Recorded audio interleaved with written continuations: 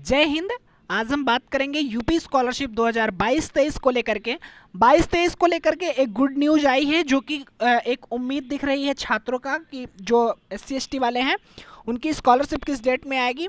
जिनका फॉर्म मई या जून में वेरीफाई हुआ है उनके लिए जो स्कॉलरशिप है वो स्कॉलरशिप से जुड़ी एक इम्पॉर्टेंट न्यूज़ आई है। वीडियो को आप लास्ट तक देखिएगा, आपको पूरी इन्फॉर्मेशन मिल जाएगी डियर स्टूडेंट। आप जो ऐसा कि आप सभी को पता है कि आज 1 अगस्त है।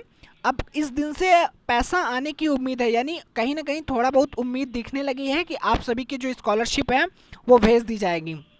ठीक है स्टूडेंट, उससे पहले मैं आपको बताऊं कि अगर आप इस चैनल पर नए हैं डियर स्टूडेंट तो चैनल को सब्सक्राइब कर दीजिए, वीडियो को लाइक एंड शेयर कर दीजिए, जिससे आने वाली हर वीडियो आपको टाइमली मिलती रहे।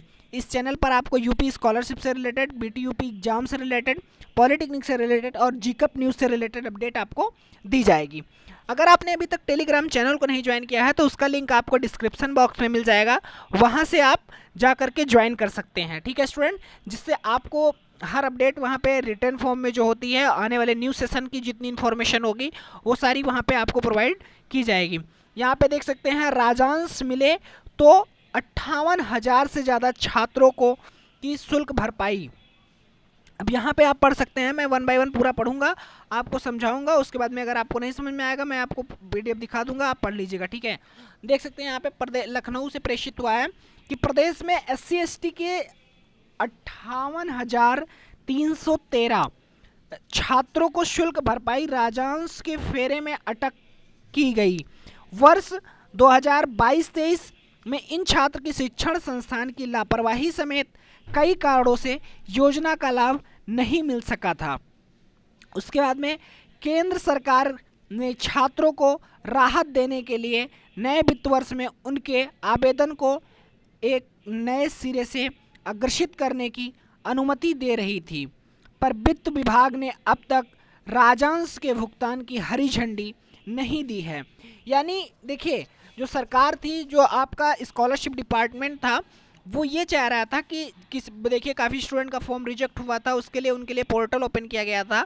तो जो आपका स्कॉलरशिप डिपार्टमेंट होता है वो आपसे फिर से क्या किया था कि केंद्र सरकार ने छात्रों को राहत देने के लिए, केंद्र सरकार जो है, दो चीज़ें होती हैं कि आप सभी को पता है कि आपके 60% स्कॉलरशिप जो है वो सेंट्रल गवर्नमेंट से आती है और 40% स्कॉलरशिप जो है वो आपकी स्टेट गवर्नमेंट से आती है।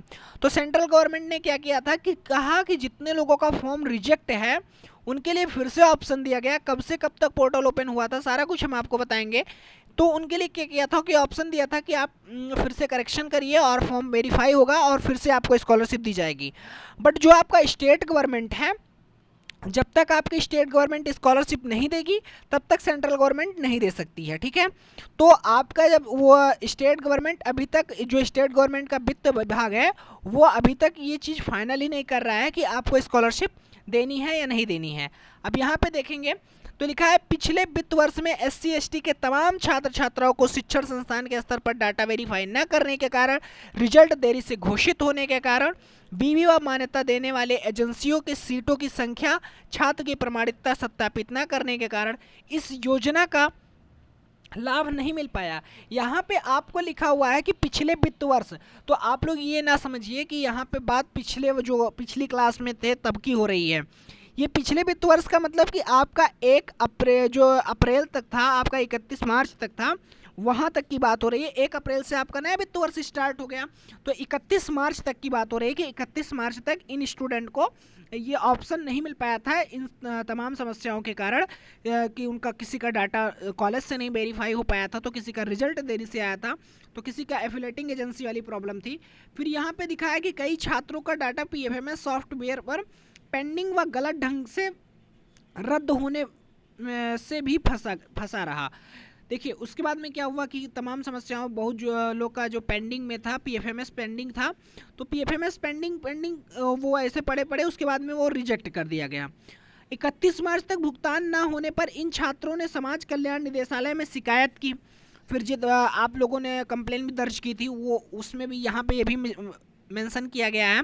उसके बाद लिखा है उच्च स्तर पर विचार विमर्श करने के बाद केंद्र सरकार के संबंधित मंत्रालयों से बात की गई। केंद्र सरकार ने नए सिरे से उनका डाटा भेजने की अनुमति मिलने पर बीती 17 से 19 अप्रैल तक ऐसी सभी विद्यार्थियों के लिए छात्रवृत्ति का पोर्टल खोला।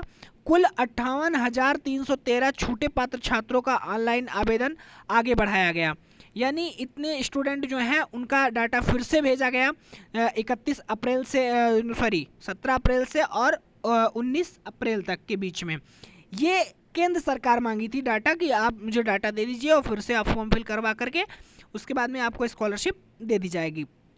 अब यहाँ पे जो लिखा है कि छात्र के खातों में पहले राजस्व का 40% भेजने का है नियम। यानी आप सभी को पता है कि जो पहले आपकी स्कॉलरशिप भेजी जाएगी वो आपकी 40% भेज दी जाएगी, उसके बाद में ही सेंट्रल गवर्नमेंट आपको 60% स्कॉलरशिप भेज सकती है।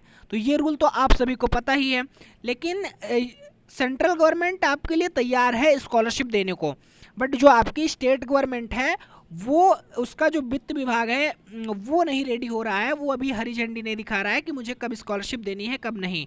ये चीज़ें आप पढ़ लीजिए।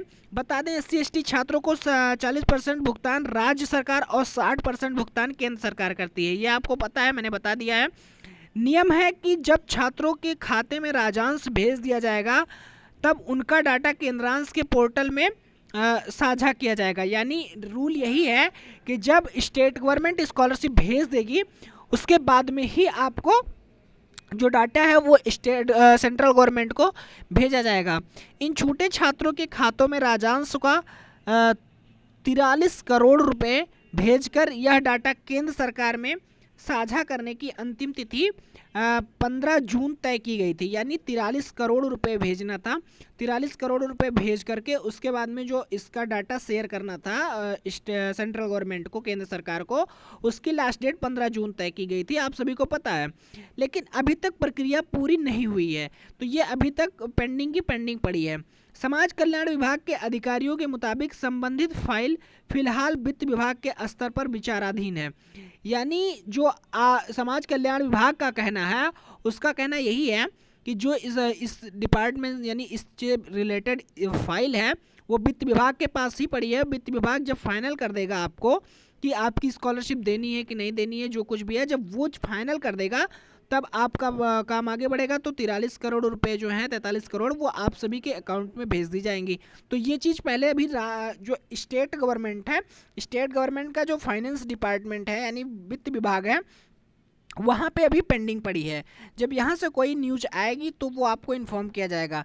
जैसे ही 40% राजस्व खाते में जाएगा, यानी जैसे ही आप लोगों की 40% स्कॉलरशिप आ जाएगी, उसके एक हफ्ते के बाद में आपकी 60% स्कॉलरशिप आपके अकाउंट में भेज दी जाएगी। ठीक है स्टूडेंट, तो मैं आशा करता हूँ कि ये आप समझ गए होंगे। इसका मेन सोल्यूशन ये है कि अभी स्टेट गवर्नमेंट के वित्त विभाग के पास इससे रिलेटेड फाइल पेंडिंग में पड़ी हुई है। जब वो कोई फाइनल डिसीजन ले करके आप सभी को 40% स्कॉलरशिप दे देगा तो उसके एक हफ्ते के बाद में आपकी 60% स्कॉलरशिप जो सेंट्रल गवर्नमेंट से आनी है वो भी आ जाएगी। ओके स्टूडेंट, लखनऊ से न्यूज़ थी, पेपर की कटिंग थी, तो मैंने आपको इन्फॉर्म कर दिया। मैं आशा करता हूँ कि ये वीडियो आपके लिए इन्फॉर्मेटिव रही होगी, कुछ ना कुछ जानकारी आपको जरूर मिली होगी। Okay student, thank you for watching this video में बने रहने के लिए धन्यवाद।